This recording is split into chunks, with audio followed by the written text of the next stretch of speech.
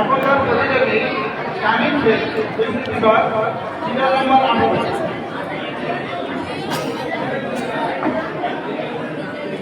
السلام عليكم ورحمة الله وبركاته.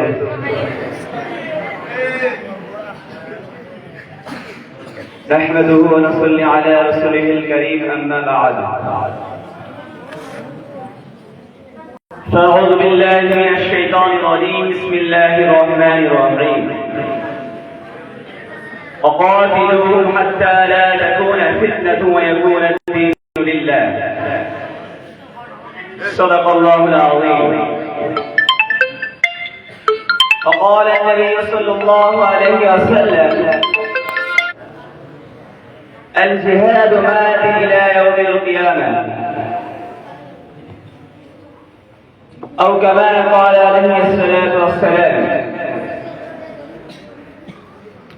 الحمد لله, সমস্ত প্রশংসা জ্ঞাপন করি সেই মহান রব্বুল আলামিনের দরবারে,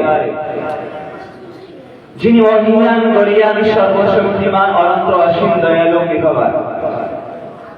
সমস্ত দিন যার পরে গুণমান, যার বিনা অনুমতিতে চন্দ্র সূর্য উদিত হয় না, অস্ত যায় না। ভক্তি ও ভালোবাসার সহিত আমরা তার করি কাম। সকলে বলি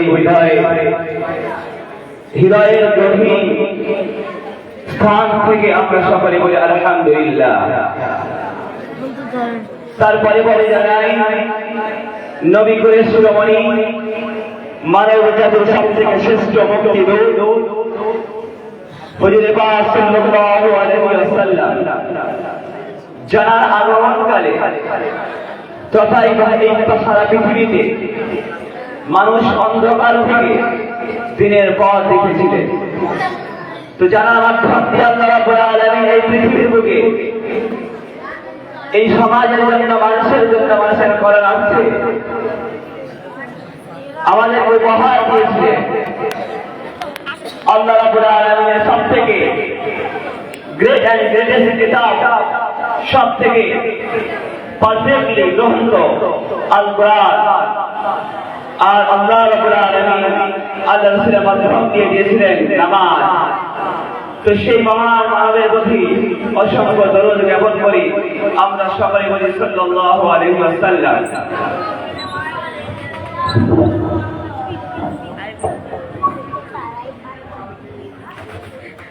দর্শক মণ্ডলী, অতঃপর আজকের এই আঞ্জুমান ইসলামের বায়ানের সুনামধন্য সম্মানিত সভাপতি সাহেব ও মঞ্চ প্রবিষ্ট আমার মাথার ওস্তাদ মণ্ডলী এবং নির্ধারিত নির্বাচিত সুদক্ষ জ্ঞানে গুণে ভরা আমার বিচারক মণ্ডলী এবং সামনে বসে থাকা আমার সকল শ্রোতা মণ্ডলীকে জানাই আমার ভালোবাসা ও সালাম। অতঃপর আমি আপনাদের সম্মুখে যে বিষয় উপস্থাপন করতে চলেছি তা হল ভারতবর্ষের স্বাধীনতা সংগ্রামী ওলামাদের অবদান। এই ভারতবর্ষের স্বাধীনতা সংগ্রামী ওলামাদের অবদান সম্পর্কে আলোচনা করা হবে।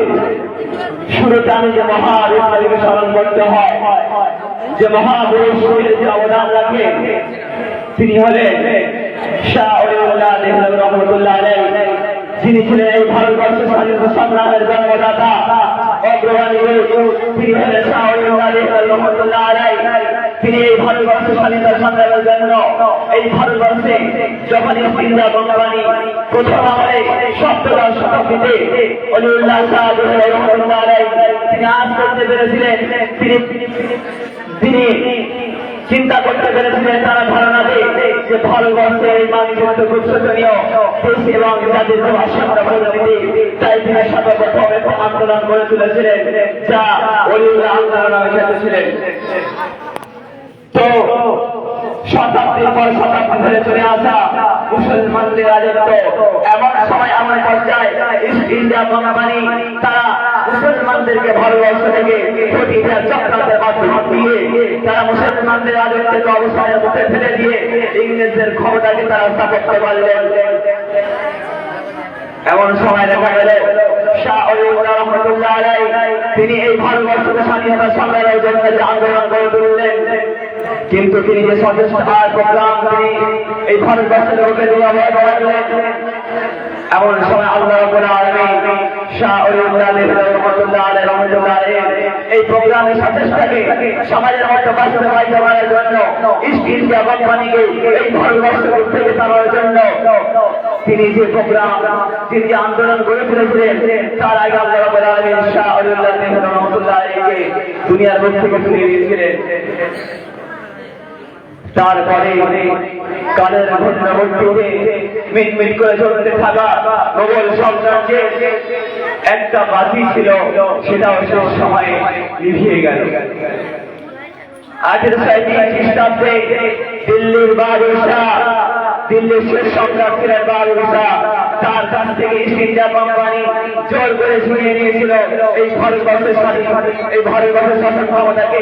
তারপরে ইস্ট ইন্ডিয়া কোম্পানি তারা উত্তরাখণ্ডে ঘোষণা করেছিল আল্লাহর এই সৃষ্টি পৃথিবীতে আজ এই রাজ্যের হুকুম চলবে ইস্ট ইন্ডিয়া কোম্পানি, যে আল্লাহর দ্বারাতে আজ আমাদের ইস্ট ইন্ডিয়া কোম্পানি ভারতবর্ষকে দখল করে নিয়েছি।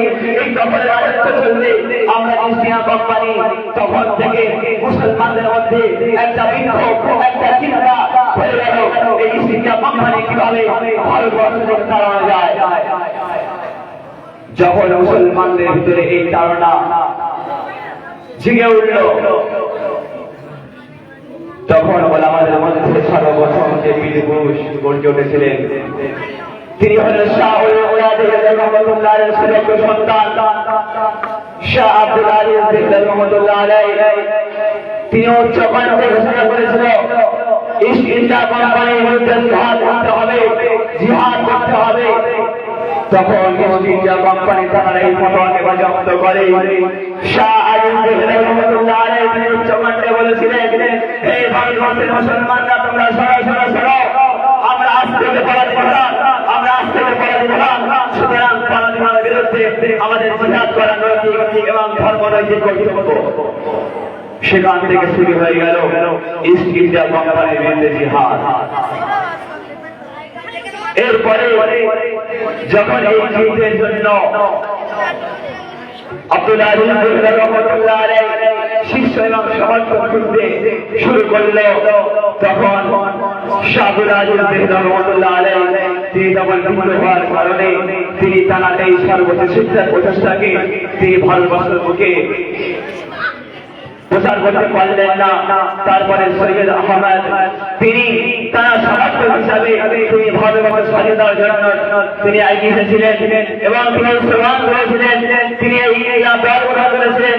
তারা চিন্তা ছিল একটাই, যে ভারতবর্ষের মধ্যে স্বাধীনতা ইস্ট ইন্ডিয়া কোম্পানিকে পশুর ফাঁড়ের মধ্যে দাঁড়িয়ে ভারতবর্ষের সীমান্তের বাইরে দেখার লক্ষ্যে তিনি ভারতবর্ষের বাঁধকে খুঁজে, ভারতবর্ষের বাঁধকে লক্ষ লক্ষ সমর্থকে খুঁজে তিনি একটা ইনকিলাব দল গঠন করেছিলেন।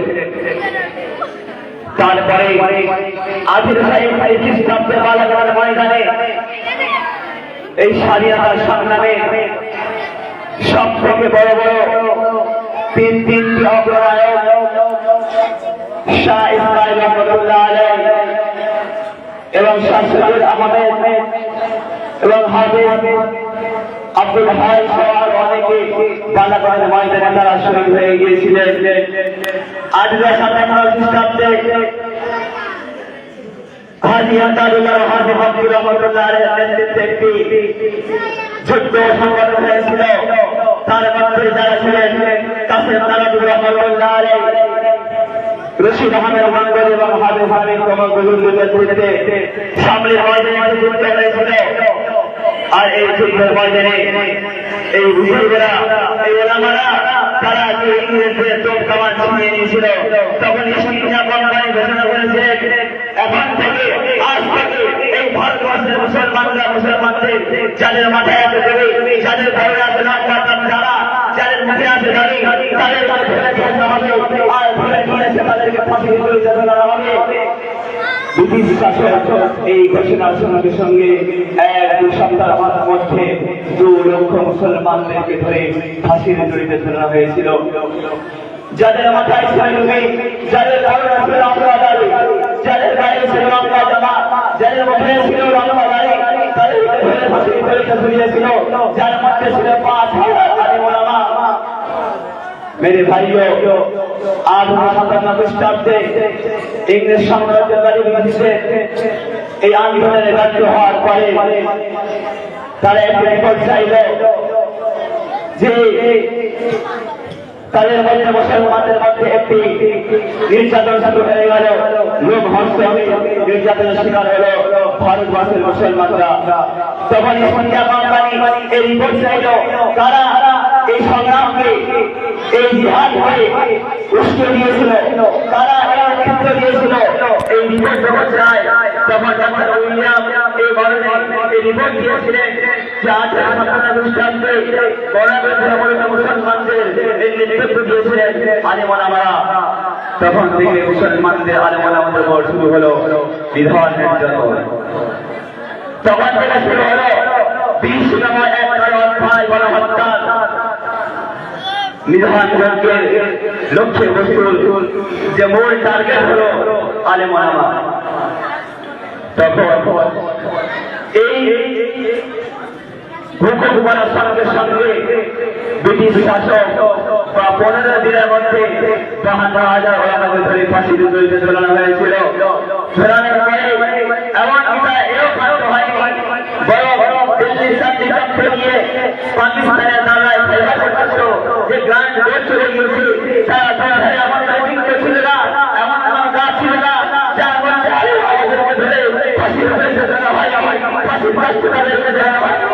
এমন তাদেরকে এক একটা ওলামাকে তাদের ফাঁসির দড়িতে ঝুলিয়ে ছটফট করতে করতে জনসমাজের মাঝে ফাঁসির দড়িতে ঝুলিয়ে একটা ওলামা ছটফট করতে করতে তারা মৃত্যুবরণ করলে আর একটা ওলামাকে ফাঁসির দড়িতে ঝুলিয়ে তাকে হত্যা করা হতো। এই জনসমাজ অত্যাচার ওলামা সহ্য করার সত্ত্বেও তারা পায় ক্ষণকে দাঁড়ানি ভারতবর্ষের স্বাধীনতার লক্ষ্যে।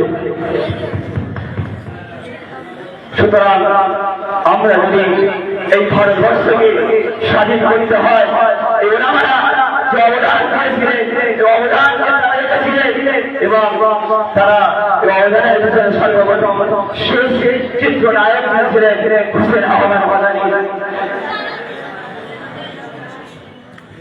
তাই আমরা আমাদের দেশকে স্বাধীন করার জন্য আজ যদি স্বাধীন করতে হয়, আমরা নিজের প্রাণ দিয়ে হলেও এই ভারতবর্ষ স্বাধীন করবো ইনশাআল্লাহ। তাই এই কবিতার মাধ্যম দিয়ে আমি আমার বয়ানে ভাইজি করতে চাই, ফাঁসিতে মরছে দিয়ে গেল যারা মুক্তির জয়, যাদের রক্তের বিনিময়ে এই দেশ হলো জয়, যাদের তাদের পরিচয় আজ মুখের পাতায় নেই। তাই আমি আমার বক্তব্যকে এখানে শেষ করছি।